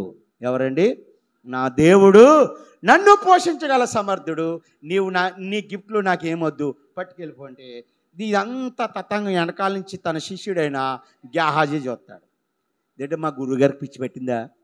ఇంత డబ్బు ఇస్తుంటే వద్దంటున్నాడు, ఇంత బంగారం ఇస్తే వద్దంటున్నాడు, ఇన్ని వస్త్రాలు ఇస్తే వద్దంటున్నాడు, మా గురువుగారికి పిచ్చి పట్టిందా అని. సరే మా గురువుగారి సంగతి ఎలాగ ఉందని మనోడు డబ్బులు వద్దంటే, సరే అయ్యగారు మీరు నాకు ఇచ్చిన స్వస్థతకు చాలా వందనాలని ఈయనకి తిరిగి వెళ్ళిపోతాడు. తిరిగి వెళ్ళిపోయిన తర్వాత గ్యాహాజీ ఏం చేస్తాడంటే త్వరగా ఇంటికన్నీ గొళ్ళలు ఎట్టేసుకుని ఆ గురువుగారిని ఆ మఠంలో వదిలేసి వెనక పారిపోయి అడ్డంగా రథాలకు అడ్డంగా పారిపోయి, అయ్యా నయమాన్ గారు ఆగండి అంటే ఆయన ఏమంటాడంటే, ఆయన అంటే మా గురువుగారి దగ్గర చుట్టాలు వచ్చారు, బంధువులు వచ్చారు, మీరు ఇందాక ఇస్తానన్నాడు, మా గురువుగారు తీసుకోలేదు, ఆ బంధువులకు బంగారం ఇవ్వాలి, ఆ బంధువులకు బట్టలు ఇవ్వాలి, ఆ బంధువులకు ఎండి ఇవ్వాలి, ఆ బంధువులకి యావలు ఇవ్వాలి, వస్త్రాలు ఇవ్వాలి, మీరు మా గురువుగారు ఏమన్నారంటే, నాయన మీ గురువుగారు చాలా మంచివాడు, నేను ఎత్తానన్నా తీసుకోలేదు, ఎదుటోళ్ళని గౌరవించడానికి పంపించినట్టున్నాడు, కాబట్టి నువ్వు అడిగిన దానికంటే డబల్ తీసుకొని డబల్ ఇస్తాడు. ఇవన్నీ తీసుకొస్తాడు, లోన్ పెట్టేస్తాడు, ఏ మెరగనట్టు పై బట్టను కూడా పెట్టేస్తాడు. ఇలా బట్టను పెట్టేసుకుని గురువుగారి ముందు ఇలా నుంచుంటాడు. అదే మనం చదివింది. గ్యాహాజీ నువ్వు ఎక్కడికి వెళ్ళావు? అయ్యగారు నేను ఎక్కడికి వెళ్తామేంటి, నీ భక్తుడినైనా నేను ఎక్కడికి వెళ్తాను, నీకు తెలీదా సారు, నా పిండాకుడు, నా శార్థం, నేను ఎక్కడికి వెళ్తానో మీకు తెలీదా? అప్పుడు భక్తుడు చెప్తున్నాడు, భక్తుడు 2 పాళ్ళు ఆత్మలు కలిగిన భక్తుడు. ఎన్ని పాళ్ళు అండి? 2 పాళ్ళు కలిగిన ఆత్ముడు. నువ్వు పరుగున ఆయన దగ్గరికి పోయి ఆయన ముందు నా గురువుగారికి కావాలనిగినప్పుడు నా మనసు నీతో రాలేదా? హల్లెలూయా, హల్లెలూయా. ఈ క్రీస్తు కలిగిన మనసు మీకు ఉండాలని నేను ఆశపడతాను. నా బిడ్డలు బాగుండాలి, నా బిడ్డలు ఆరోగ్యంగా ఉండాలి, నా బిడ్డలు సంతోషంగా ఉండాలి, నా బిడ్డలు ఎంతో ఆనందంగా ఉండాలి. పొద్దున మాట చెప్పాను, నాకున్న సంఘ బిడ్డలు అందరూ అప్పుల్లో ఉన్నారు, ప్రభువా ధనవంతులు చెయ్యి, నేను ధనవంతుడిని అయిపోతాను ప్రభువా అన్నాను.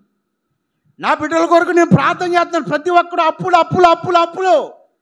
నేను ధనవంతుడిని అన్నారు అనుకో, నేను కూడా ధనవంతుడిని అయిపోతాను. చెరువు నిండా నీరుంటే చెరువు కింద ఏముంటుంది చెప్పాలి, ఏముంటుంది నిషా చెప్పాలి. చెరువు నిండా నీరు ఉందనుకో, చెరువు కింద ఏముంటుంది? నీరు దిగుతూ ఉంటుందా? కొద్దిగా ఊట దిగుతూ ఉంటుందా? ఆ ఊట తీసుకునే అర్హత నాకే ఉంది. మీరంతా చెరువులో ఉన్న నీరు, చెరువు కింద ఊటని నేను తీసుకుని నేను కూడా మీ లెక్క చక్కగా ఆనందంగా సంతోషంగా బ్రతికేస్తాను. మీరు ధనవంతులైతే ఆ మనుషుడు తెలినప్పుడు నా మనసు నీతో రాలేదా? లేదు ప్రభువా.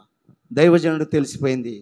ఏ మనిషి చెప్పించున్నాడో చూడండి, 27వ వచనం. కాబట్టి నయమానుకు కలిగిన కుష్టి నీకును నీ సంతతికిని సర్వకాలము అంటునుగాకని చెప్పగా, వాడు మంచు వలె తెల్లనైన కుష్ఠము కలిగి ఎలీషా ఎదుటి నుండి బయటికి వెళ్ళిపోయెను. హల్లెలూయా. ఇప్పుడు ఎలీషా ఎక్కడ ఉన్నాడు? దేవుని మందిరంలో ఉన్నాడు. కుష్ఠరోగికి ఇప్పుడు ఇతనికి తెల్లని కుష్ఠం వచ్చింది. ఎవరెవరికి వచ్చిందని చెప్పాడు? నీకును నీ సంతతికిని. ఎవరెవరికి వచ్చింది? నీకును నీ సంతతికి కూడా ఈ తెల్లని కుష్ఠం వస్తుంది. నీ సంతతి అంటే నీ మనవలో, నీ పిల్లలో. ప్రస్తుతానికి వెళ్ళి ఎంతమంది ఉంటారు మీ ఉద్దేశ ప్రకారం? నేనైతే భార్య, ఒక 2 పిల్లలు అనుకుంటా. ఇప్పుడు లెక్కల ప్రకారం మాట్లాడుకుందాం. అప్పుడు లెక్కలు అంటే చాలా తర్వాత చూద్దాం. ఎంతమంది ఉంటారు? కుటుంబం అంటే చెప్పాలి. కుటుంబం అంటే సంతోషం. బాగా చెప్పినందుకు. ఎంతమంది ఉంటారు? 4. నీకు నీ సంతతికి వచ్చిన వెంటనే ఈ 4కి కుష్ఠరోగం వచ్చేసింది. కుష్ఠరోగం వచ్చేసిన వాళ్ళు దేవుని మందిరంలో ఉండొచ్చా ఉండకూడదా చెప్పాలి. ధర్మశాస్త్ర ప్రకారం మీకు టైం పరిగెడుతుంది కాబట్టి రిఫరెన్స్ కాల్తో తర్వాత చూసుకోండి. లేవికాండం 13:44 వచ్చిన రాసుకుంటారు, చూసుకుంటారు. రిఫరెన్స్ ప్రకారం కుష్టి వ్యాధి వచ్చినవాడు మరి ఇది యాజకుడు వాడిని అపవిత్రుడిగా ఎంచుతాడు. పోనీ చదివేయండి, ఎందుకు వచ్చింది అలాగా యూట్యూబ్లో చూస్తున్నారు. చదవమ్మా. వాడు కుష్ఠరోగి, వాడి అపవిత్రుడు. యజమానుడు వాడి బొత్తుగా అపవిత్రుడు. చాలమ్మా. ఎవరికి కుష్ఠరోగం వచ్చిందో వాడు అపవిత్రుడు ధర్మశాస్త్రం ప్రకారం, మోషే లా ప్రకారం దేవుని మందిరంలో ఉండకూడదు కాబట్టి ఇప్పుడు వీళ్ళిద్దరూ ఏం చేశారంటే, ఇతను ఏం చేశాడంటే ఎలీషా మందిరం నుంచి వెళ్ళిపోయి ఎక్కడ పోయాడంటే, తను ఎక్కడ బ్రతకాలో అక్కడ పోయాడు. నేను చెప్తాను ఆ స్టోరీ. తర్వాత వచనము తిరగేద్దాం రండి, 8వ అధ్యాయంకి రండి, 4వ వచనం చదవండి. రాజు దైవజనుని పనివాడగు గేహాజీతో ఈ మాటలాడి, ఎలీషా చేసిన గొప్ప కార్యములన్నిటినీ నాకు తెలియజెప్పమని ఆజ్ఞ ఇచ్చెను. అయితే 5వ వచనం చివరికి వచ్చేయండి. అంతటి గేహాజీ, చూడండి 5వ వచనం చివర, అంతటి గేహాజీ, నా ఏలినమైన రాజా, ఆ స్త్రీ ఇదే, మరియు ఎలీషా తిరిగి బ్రతికించిన ఈమె బిడ్డే వీడే అని చెప్పగా, ఇప్పుడు ఇతను కుష్ఠరోగం వచ్చింది, వెళ్ళిపోయాడు ఎలీషా దగ్గర నుంచి. ఇప్పుడు 8వ అధ్యాయం 4వ వచనంలోకి వచ్చేటప్పటికి రాజు గేహాజీని పిలిచి, నీ యజమానుడు ఎలీషా యజమానుడు గేహాజీ ఇలా రాని అలా పిలుస్తాడు? కుష్ఠరోగం వచ్చిన వాళ్ళు ఊరు బయట ఉండాలా. ఎక్కడ ఉండాలా? ఊరు బయట గుడారంలో ఉండాలా. తిండి దొరికితే తినాలా, తిండి దొరకకపోతే చచ్చిపోయి బ్రతకాలా. మరలా ఇప్పుడు గేహాజీ ప్రజల్లోకి ఎలా వచ్చాడు? చెప్పాలి. గేహాజీ ఏం పోయింది? కుష్ఠరోగం పోయింది. Very good. కుష్ఠరోగం పోయింది కుమారి అంటుంది. కుష్ఠరోగం పోయింది కాబట్టి గేహాజీ ప్రజల్లోకి రాగలిగాడు. సంతోషం. ఆన్సర్ కరెక్ట్గానే చెప్పింది ఆవిడ. ఎలా పోయింది కుష్ఠరోగం? అమ్మా, దేవుని పని మీద ఉన్నాడు. మరి ధనం తీసుకున్నప్పుడు దేవుని మనసు గేహాజీతో రాలేదా? పరిగెట్టుకుని పోయి బంగారం దాచుకున్నప్పుడు దేవుని మనసు గేహాజీతో రాలేదా? ఇప్పటివరకు కథ చెప్పాను కదా మీకు. ఇప్పుడు రెండో కథ చెప్తాను, జాగ్రత్తగా. ఈ సిచ్యువేషను ఎన్ని సంవత్సరాల తర్వాత జరిగింది తెలుసా? గేహాజీ దైవ సన్నిధి నుంచి బయటికి వెళ్ళిపోయిన 7 సంవత్సరాల తర్వాత జరిగిన సందర్భం ఇది. ఎన్ని సంవత్సరాలండి? మీకు కావాలంటే 8వ అధ్యాయం 1వ వచనంలోనే ఉంటుంది, మీరు మనసును చదువుకోండి. 7 సంవత్సరాల తర్వాత జరిగిన సంభాషణ ఇది. సరే, ఇప్పుడు గేహాజీ మ్యాటర్ పక్కన పెట్టండి, నేను ఆఖరిని తేలుస్తాను. ఇప్పుడు ఇంకో కథ చెప్తాను. ఇప్పుడు సిరియా రాజు అయిన బెన్హదదు రాజు, ఏ రాజు అండి? బెన్హదదు రాజు యెరూషలేములో ఉన్న షోమ్రోన్ పట్టణాన్ని ముట్టడి చేసేసాడు. అంటే ఏం చేసేసాడు? కబ్జా చేసేసాడు. ఏం చేసేసాడు? కబ్జా చేసేసాడు. బయటోళ్ళని లోపల రానిత్తలేదు, లోపలోని బయట రానిత్తలేదు. సాధ్యమైనంత వరకు ఇశ్రాయేల్ ప్రజలందరూ కూడా షోమ్రోన్ పట్టణంలోనే ఉన్నారు. ఎక్కడున్నారు? షోమ్రోన్ పట్టణంలోనే ఉన్నారు. అతని ఉద్దేశం ఏంటంటే వీళ్ళకి భయంకరమైన కరువు రప్పించి లోపల ఇశ్రాయేల్ ప్రజలందరినీ చంపేద్దాం అనుకుంటాడు. షోమ్రోను పట్టణంలో సిరియా రాజు ఉన్నాడు. షోమ్రోను పట్టణంలో దేవుని నమ్ముకున్న ప్రజలు ఉన్నారు. షోమ్రోను పట్టణంలో దేవుని నమ్ముకున్న భక్తుడైన ఎలీషా కూడా ఉన్నాడు. కానీ ఇప్పుడు షోమ్రోను పట్టణం నుంచి లోపల నుంచి బయటకు రావడం లేదే. దీన్ని మీకు అర్థమయ్యేలా చెప్పాలంటే, ఇప్పుడు పెట్రోల్ బంకులకు వెళ్తారు కదా, బంకులో ఆయిల్ ఉన్న చేపు ఆయిల్ కొట్టించుకుంటారు. ఇప్పుడు పెట్రోల్ తెచ్చే లారీలు స్ట్రైక్ అయిపోయాయి అనుకో, బంకులో ఆయిల్ ఉంటుందా? అయిపోద్దా? ఆ లారీలో తెత్తేనే కదా. ఇప్పుడు మనకి రేషన్ షాప్ కూడా మన ఇంటికి బియ్యం తెస్తున్నాడు. ఆ బియ్యం ఒక లారీ తెచ్చి డిపోలో వేస్తుంది కాబట్టి అక్కడి నుంచి మనకి తెస్తున్నాడు. ఆ లారీ తేకపోతే డిపోలో బియ్యం ఉంటాయా? మన ఇంటికి బియ్యం వస్తాయా? ఇక్కడ కూడా అదే పరిస్థితి. బయట నుంచి తెచ్చే రథాలన్నిటిని ఈ బెన్హదదు రాజు ముట్టడి చేసేసాడు, కట్టడి చేసేసాడు. లోపల నుంచి పూర్పుల బయటికి రానిత్తలేదు, బయట నుంచి పూర్పుల లోపలికి పోనెత్తలేదు. భయంకరమైన కరువు వచ్చేసింది. ఏ కరువు అండి? భయంకరమైన కరువు. ఎంత కరువు అంటే ఒక గాడిద తల 5 రూపాయలంట. ఇప్పుడు 5 రూపాయలంటే 5 లక్షలతో సమానం. సరే, ఇవన్నీ ఆ పావురు రెట్ట ఇవన్నీ చాలా ఉన్నాయి, మీరు అక్కడ చదువుకోండి. ఇంచుమించు 5వ అధ్యాయంలోనే 6వ అధ్యాయంలోనే మీరు ఇంటికి వెళ్ళి చదువుకోండి ఎంత కరువు ఉందో అక్కడ తెలుస్తుంది. ఎక్కడి నుంచి స్టార్ట్ అవుతుంది అంటే ఈ 5వ అధ్యాయం 24వ వచనం, 6వ అధ్యాయం 24వ వచనం నుంచే ఈ చరిత్ర అంతా స్టార్ట్ అవుతుంది. చివరికి ఎలాంటి కరువు వచ్చిందంటే ఇద్దరు తల్లులు ఇద్దరు పిల్లలు ముందెట్టుకుని ఏమే ఇంత ఆకలితో చచ్చిపోయే కంటే నీ దగ్గర ఒక పిల్ల ఉంది, నా దగ్గర ఒక పిల్ల ఉంది, కనీసం మనం ఒక వారం రోజులు బతుకుతాం, ముందు నా పిల్లని చంపేస్తా, ఒక 3 రోజులు తినేద్దాం నా పిల్లని, తర్వాత నీ పిల్లని చంపేద్దాం, తర్వాత ఒక వారం రోజులు తిందాం, మొత్తానికి మనం ఒక 2 వారాలు బ్రతుకుతాము. ఈ లోపల రాజుగారు ఏదైనా చేస్తే జీవనం ముందు సాగించుకొచ్చి ఇద్దరు ఒట్టు పెట్టుకుని ఇద్దరు కమిట్ అయ్యి ఒక ఆమె పిల్లని చంపేసి ఒక 6 రోజులు తినేస్తారు ఆ పిల్లని. చూడండి కరువు ఎలాగుందో. అలా ఆ సూత్రం ఎప్పుడు బైబిల్ చదవలేదా నిసి? చదివావు కానీ గుర్తులేదంతే. సరే ఓ పిల్లని చంపేస్తారు, తినేస్తారు. తినేసిన రెండో తల్లి పిల్ల మీద ప్రేమ ఎక్కువైపోయి నా బిడ్డ నేను ఏమనంటది. ఇద్దరు గొడవాడుకుంటారు, కొట్లాడుకుంటారు. ఈ పంచాయతీ రాజుగారి దగ్గరికి వెళ్తుంది, సిరియా రాజు దగ్గరికి. అయ్యా మేము ఇట్లా ఒట్టు పెట్టుకున్నాము, మా పిల్లల్ని మేము చంపుకొని తింటామని ముందు నా పిల్లని చంపేసాను, తినేసాము. ఇప్పుడు ఆ పిల్లని ఏమనంటే వీళ్ళిద్దరికి తీర్పు తీర్చాడు కానీ రాజు ఏడుస్తాడు. అయ్యా నా పరిస్థితి ఎలాగైపోయింది, అయ్యో నా పరిస్థితి ఇంత ఘోరంగా అయిపోయింది, అయ్యా నా పరిస్థితి ఇంత ఘోరంగా అయిపోయిందని ఎలీషాను పిలిపించి, అయ్యా మా పరిస్థితి ఏంటి, ఇంత దారుణమైన కరువు వచ్చింది, ఇంత భయంకరమైన కరువు వచ్చిందంటే ఎలీషా ఒక ప్రవచనం ఎత్తి ప్రవచనం చేస్తాడు. ఇదిగో రేపు టయానికల్లా ఎటి ఒక కరువు అంతా పోయి 5 రూపాయలు దొరికే రూపాయికి 10 రూపాయికి దొరుకుతాయి, నీ కరువు పోతుందని ఎలీషా ఒక ప్రవచనం ఎత్తితే అక్కడ ఒక అధిపతి ఉంటాడండి. ఆయన ఏమంటాడు తెలుసా? ఏటి ఇలాంటి ప్రవచనం చెప్పేస్తాను, దేవుడు ఏమైనా ఆకాశ కిటికీలు ఇప్పుతాడా, అలా జరుగునా, అలా జరుగునని దైవజనుడు ఎగతాళి చేస్తాడు. ఎగతాళి చేస్తే దైవజనుడు ఏమని చెప్పింటాడు తెలుసా?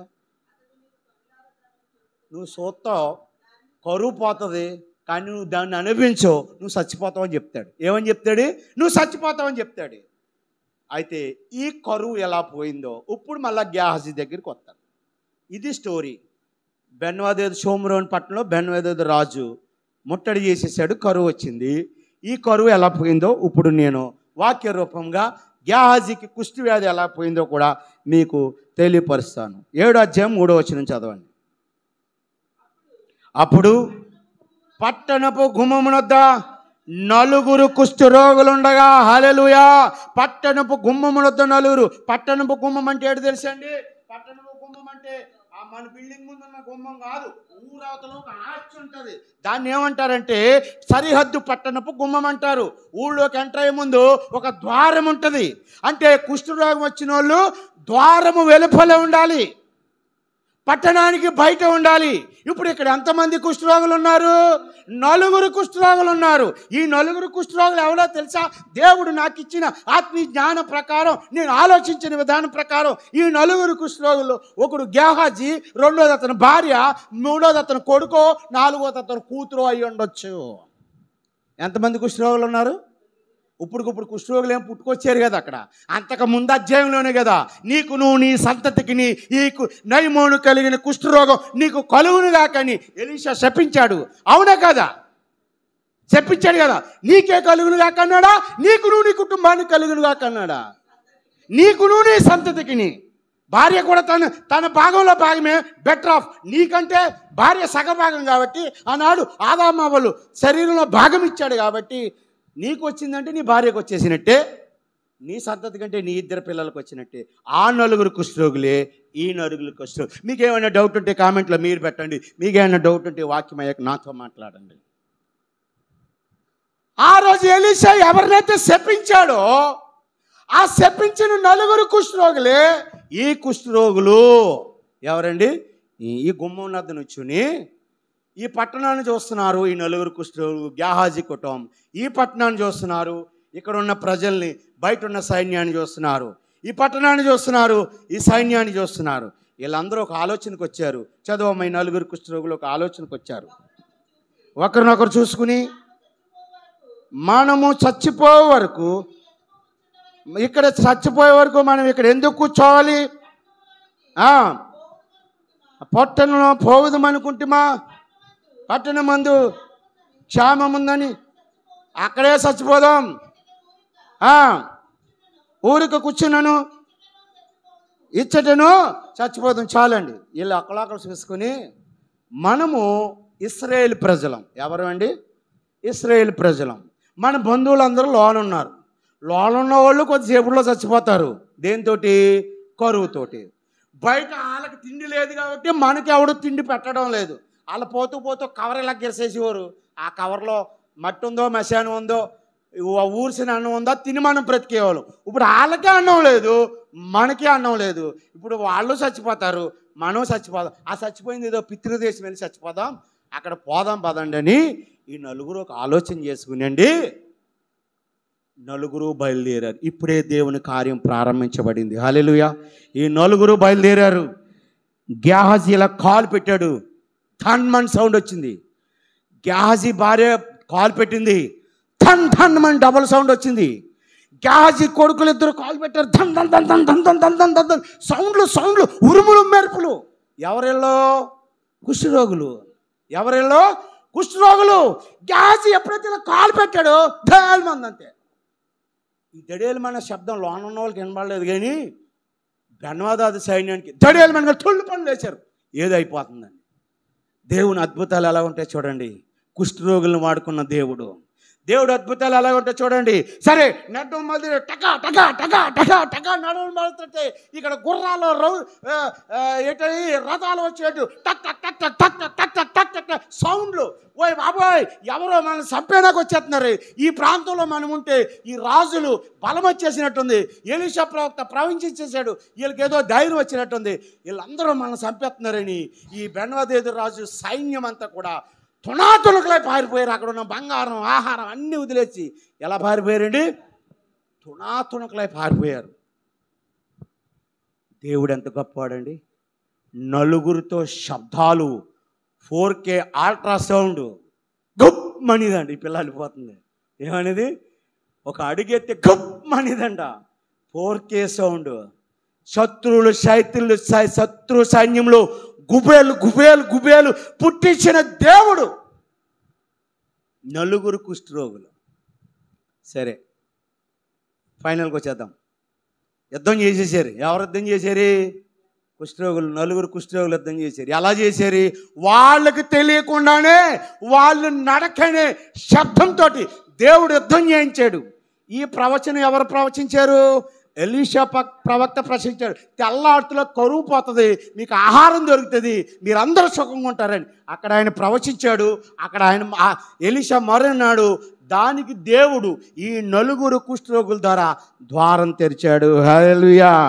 అలాగే సరే, వెళ్తుంటే ఎటు చూసినా బంగారమే, ఎటు చూసినా ఎండే, ఎటు చూసినా రత్నాలే, ఎటు చూసినా మణుగులే, డబ్బులు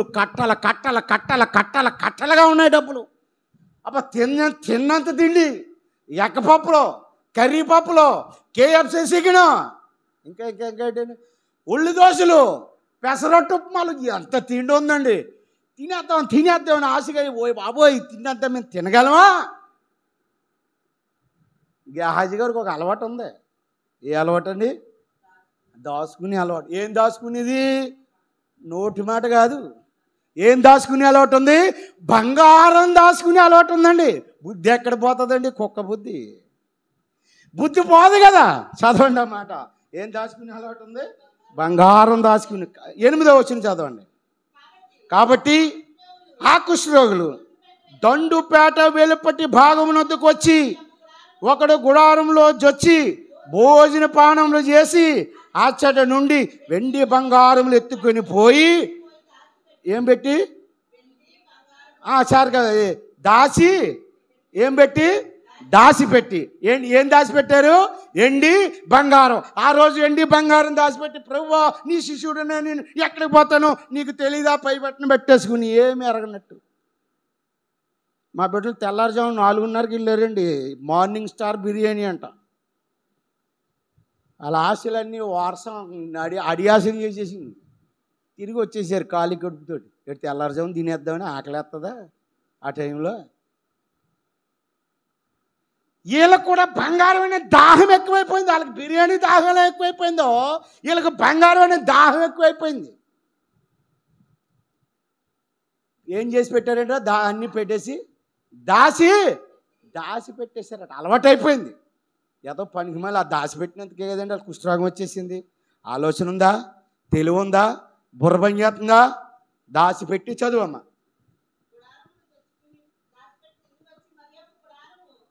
ఒక గుడారం దోసేశారు, దాసేశారు. ఒక గుడారంలోకి వెళ్ళారు, భోజనాలు తినేశారు. ఇంకో గుడారంలోకి వచ్చారు, బంగారం అంతా దోసేశారు, దాచిపెట్టేశారు. రెండో గుడారంలోకి వచ్చారు చదవండి. అచ్చటి నుండి దాచిపెట్టి కాదు ఇంకా ముందు ఉందండి. తిరిగి వచ్చి మడి యొక్క గుడారంలో జొచ్చి అచ్చట నుండి సొమ్ము ఎత్తుకొని పోయి దాచిపెట్టారు. ఇప్పుడు ఎన్నిసార్లు దాచిపెట్టారు? 2 సార్లు. అన్యాయంగా ఒకసారి అన్నం బోధినేశారు, 2 సార్లు బంగారం దాచిపెట్టారు. దాచిపెట్టి ఇప్పుడు బయటకు వచ్చాడు. బయటకు వచ్చి గ్యాహజీ అలా ఆడుతా అన్నాడు. ఏమే నీ కుష్ఠరోగం ఎలా వచ్చిందో తెలుసా అన్నాడు. నాకెలా తెలుస్తుంది, నీకు ఉంది అన్నది. పిల్లలిద్దరే పిలిచి రే నీ కుష్ఠరోగం ఎలా వచ్చిందో తెలుసా? నాకెట్ట తెలుస్తుంది? నేను ఒక్కరోజు తప్పు చేశాను. ఏం చేశాను? ఒక్కరోజు తప్పు చేశాను. ఆ తప్పుకి దైవజనుడు నాకు కుష్ఠరోగం వచ్చునుగా కానీ నన్ను శపించేశాడు. హల్లెలూయా హల్లెలూయా. నన్ను శపించేశాడు కాబట్టి ఈ కుష్ఠరోగం నాకు వచ్చింది. అద్భుతమైన మాట, ప్రసంగం ముగించే మాట, మీ మనసులను చక్కగా దాన్ని ఏమంటారు, ఉజ్వలింపజేసే మాట చదవండి. వారు మనము చేయునది మంచి పని కాదు. హల్లెలూయా. ఇప్పుడు రెక్టిపోయారండి. ఎప్పుడు రెక్టిపోయారు? మనము దేవుడు ఏ బ్రతుకైతే ఇచ్చాడో ఆ బ్రతుకునే బ్రతకాలి. మనకి దేవుడు ఏ జీవితాన్ని ఇచ్చాడో ఆ జీవితాన్ని మనము పరిపూర్ణం చేసుకోవాలి. సునీల్ గారు గవర్నమెంట్ ఎంప్లాయ్, కారు ఉంది. నువ్వు కారు కావాలనుకోవడం అవివేకం. వాళ్ళని దేవుడు అలా ఆస్వాదించాడు. దేవుడు ఆయన అట్టరీతిగా బ్రతికిచ్చాడు. నువ్వు కారు కావాలనుకున్నావు అనుకో, వారానికి ఒక అప్పులోడు వస్తాడు నీ ఇంటికి, నెలకు ఈఎంఐ కట్టాలి, నువ్వు అప్పులు పాలైపోతావు. దేవుడు నీకు ఎంత ఆశీర్వాదం ఇచ్చాడో అంత ఆశీర్వాదంలో నీవు ఉన్నావు అనుకో, నీ జీవితం ఎలాగుంటుంది? బంగారుమయంగా ఉంటుంది. నీ జీవితం ఎలాగుంటుంది? ధన్య జీవితం ఉంటుంది. ఎవరి ఆశీర్వాదం వాళ్ళది, ఎవరి కృప వాళ్ళది, ఎవరి కనికరి వాళ్ళది. దేవుడి ఇష్టం అది. నువ్వెవడు నేనేమంటే దేవుడి శాసనాలు మార్చడానికి. అర్థమవుతుంది అనుకుంటాను మీకు. రెక్టిఫై అయిపోయాడండి గ్యాహజీ. ఎలా రెక్టిఫై అయిపోయాడు? మనము చేయునది మంచి పని కాదు. ఇదిగో నేటి దినమున మనకి ఎవరికండి? నేటి దినమున శుభవర్తమానము గల దినము. మనము ఊరుకొన నేల. ఈరోజు మనము శుభవర్తమానం.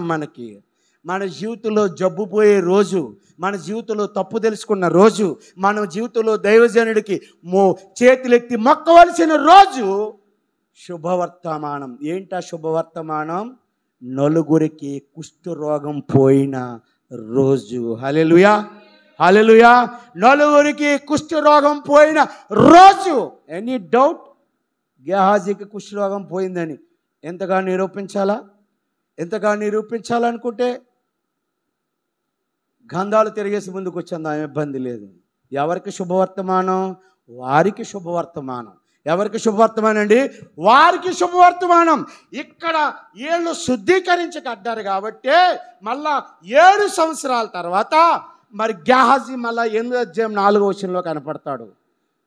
ఎలీషా పనివాడైన గేహాజీ, నీ యొక్క భక్తుని యొక్క గొప్పతనం మాకు తెలియపరచు అన్నప్పుడు, నా భక్తుడు ఎంత గొప్పడో తెలుసండి. ఇగో ఈ స్త్రీ భూమి దెబ్బేశారు అందరూ. ఆ భూమి దెబ్బేసిన ఈ స్త్రీ కొడుకే చచ్చిపోతే నా యజమానుడే రక్షించాడండి అని ఆ రోజు గేహాజీ సాక్ష్యం చెప్పబడతాడు. నేను మీకు చెప్పేది ఏంటంటే, నీవెంత తప్పు చేసినా, ఎంత పనికిమాలి పని చేసినా, ఎంత దౌర్భాగ్యమైన పని చేసినా నిన్ను ప్రేమించే దేవుడు అక్కడున్నాడు. హల్లెలూయా. నీ అంతట నీవుగా పశ్చాత్తాపం పొందితే, నీ అంతట నీవుగా దేవుడు అడిగితే మరలా హక్కును చేర్చుకుంటాడు.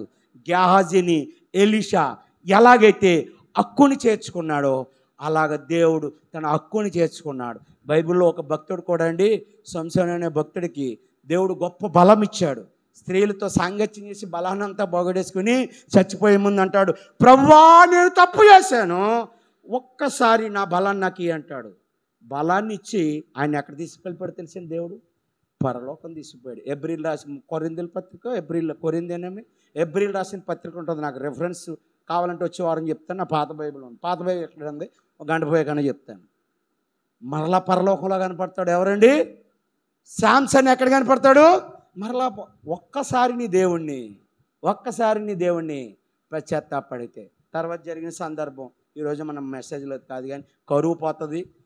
ఎవరైతే ప్రవక్తని ఎదిరించాడో వాడిని ఈ ఆహారం అందరూ కుప్పలుగా తినేసి ఆయన్ని కాళ్ళతో తొక్కి చంపేస్తారు అధిపతిని. ఎవరితోటండి? మీకు అది అధ్యాయము 7 అధ్యాయం చివరిలో ఉంటుంది. మీరు అది తర్వాత చదువుకోవచ్చు. ఇప్పుడు నేను చెప్పబడిన మాట ఏంటంటే, కుష్ఠరోగము కలిగిన గేహాజీ, దేవుని మనసును కోల్పోయిన గేహాజీ దేవుని మనసును తిరుగు పొందుకుని తనకున్న కుష్ఠరోగాన్ని ఏం చేయించుకున్నాడు? శుద్ధీకరించుకున్నాడు. ఎట్లా? ఈ పని మనము చేయుట తప్పు. ఎందుకు తప్పు అంటే, నేడు ఒక శుభవర్తమానం మనం వినవలసింది. అది మన జీవితంలో దేవుడు ఈ దినం నెరవేరుస్తాడు. హల్లెలూయా. ఈ వర్తమానాన్ని ఇంతటితో ముగిస్తున్నాను. మీకు అర్థమైతే ఒకసారి గట్టిగా స్తోత్రం చెప్పండి. ఇంకా గట్టిగా స్తోత్రం చెప్పండి. 2 చేతులు తెచ్చుకుని స్తోత్రం చెప్పండి. హల్లెలూయా.